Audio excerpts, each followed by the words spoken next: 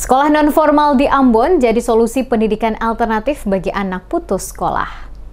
Sekolah kelompok non-formal di kota Ambon hadir sebagai solusi bagi anak-anak dan masyarakat yang mengalami keterbatasan dalam mengakses pendidikan formal. Lembaga pendidikan ini memberikan layanan pembelajaran bagi mereka yang tidak dapat mengikuti jalur pendidikan formal akibat kendala ekonomi, sosial, atau geografis. Kepala Dinas Pendidikan Kota Ambon, Ferdinand Tasso menjelaskan, sekolah non-formal berperan penting dalam menciptakan inklusivitas pendidikan bagi anak-anak yang tidak memiliki kesempatan bersekolah di jalur formal. Program ini menyediakan pendidikan sesuai klasifikasi usia sekolah, seperti paket A untuk anak setara SD, paket B untuk setara SMP, dan paket C untuk setara SMA. Berdasarkan pendataan Dinas Pendidikan Kota Ambon, terdapat 3 kategori anak tidak sekolah atau ATS, yaitu anak yang tidak pernah bersekolah, anak yang putus sekolah, dan anak yang tidak dapat melanjutkan ke jenjang pendidikan berikutnya.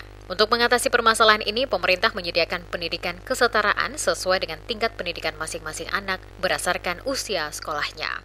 Ia menambahkan program pendidikan non-formal ini juga diterapkan bagi warga binaan di Lembaga Pemasyarakatan Kelas 2A Ambon. Menurutnya, keberadaan sekolah non-formal sejalan dengan upaya pemerintah Kota Ambon dalam memenuhi standar minimal pelayanan pendidikan yang juga merupakan program prioritas Wali Kota dan Wakil Wali Kota Ambon. Melalui program sekolah kelompok non-formal, Tasso mengajak seluruh elemen masyarakat Kota Ambon, khususnya yang memiliki anak dalam kategori ATS, untuk mendaftarkan mereka agar dapat mengikuti pendidikan kesetaraan.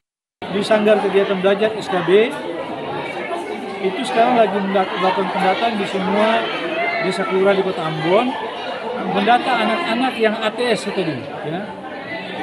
Setelah mereka mendata, maka anak yang bisa masuk dalam kategori paket A, maka disekolahkan di paket A.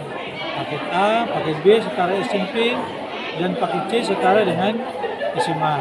Jadi itu pendidikan kesetaraan dalam rangka untuk mengatasi anak-anak yang tidak sekolah tadi ya.